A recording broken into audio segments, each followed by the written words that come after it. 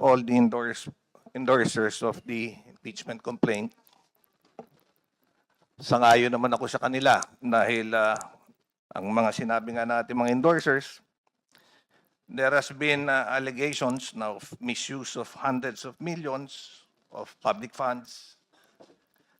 Merong mga sworn affidavits, merong mga allegations na binitawan, merong usapin regarding betrayal of public trust, graft and corruption.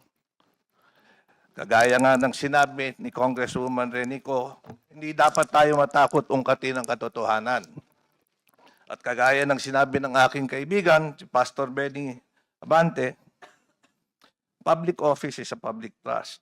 We should proceed with fairness and without fear. Bottom line, we have to be impartial. That's why I would like to raise this. In the light of serious allegations contained in a joint affidavit issued last February 23, that has been reportedly transmitted to the Office of the Ombudsman. There have been allegations that some members of Congress nakatanggap ng envelope, nakatanggap ng maleta. Ito'y naibigay, kung hindi sa opisina, sa townhouse. No, let me finish. There's You a will point have your of turn order, because the this has Honorable bearing. Santay. This is not an allusion Order. to prejudge the veracity of the allegations. Honorable Santay, there is a point of order. This is also a And point that of enjoys order. the highest Madam Chair. hierarchy Of, among all the what is motions. the relevancy of this speech? No. to the determination of sufficiency in form? Madam Chair,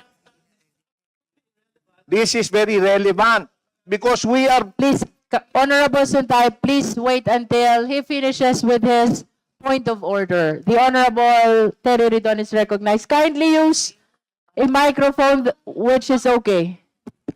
Madam Chair, the speech of our distinguished colleague is absolutely relevant to the question of sufficiency of form and substance in the matter. And more importantly, my understanding of what he's stating today is that he's probably accusing members of Congress, members of the House Committee on Justice, as receiving payments for the implementation of our mandate in the impeachment proceeding. So, which is which, Madam Chair? So I think his speech is out of order and this should be decided promptly by the committee.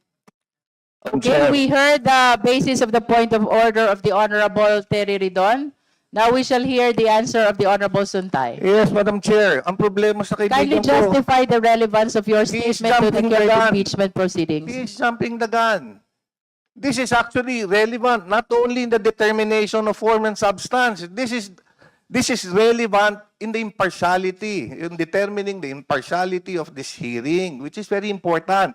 Madam Chair, this is not an accusation.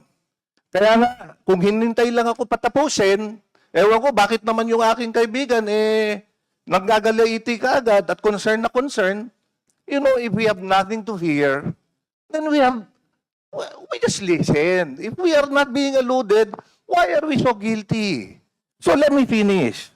The issue here is not to prejudge the veracity of the allegation. However, given the gravity of the claims and the potential impact on the credibility of the committee's proceeding, ang gusto ko maging malinaw lang po, hindi ko hinuhusgahan yung aking mga kasamahan o ipagpalagay na totoo ang mga aligasyon. Hindi rin po ito personal na laban sa sino man sa inyo. Sa katunayan, ang layunin ko ay kabaligtaran upang protektahan ng bawat isa sa inyo. Mabigyan, kasi may listahan na nilabas eh. Ang gusto ko po sa ganitong pagkakataon, Madam Chair, naniniwala ako na mas mabuti na tayo mismo ang magharap at maglinaw ng issue. Kaya kaysa maging bulong-bulungan pa ito. Bigyan natin ng pagkakataon bawat membro ng committee. Pagkakataon mismo na mag-assess ng kanilang sitwasyon or if they can be an impartial member of this committee. Yun lang. Kung sa tingin nila, they can be an impartial, then let's proceed. However, if they think that baka pagdudahan sila at pagdudahan yung lalabas dito na resulta, then let's allow them if they want to recuse. Honorable Suntay.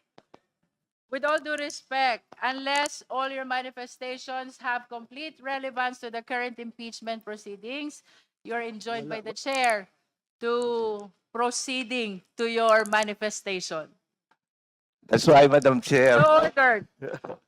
Madam Chair, my point is just to, if Honorable you could, Sunta, you are enjoined already by the chair to cease from manifesting, from making manifestations which are totally irrelevant to our current proceedings. okay, thank you, Madam Chair, but as I Thank mentioned, you. this goes to the partiality, the impartiality of the committee. You are Thank you assured very of the much. impartiality of the Justice Committee. Now we shall proceed to the determination of sufficiency in form. Thank you, Honorable Suntay.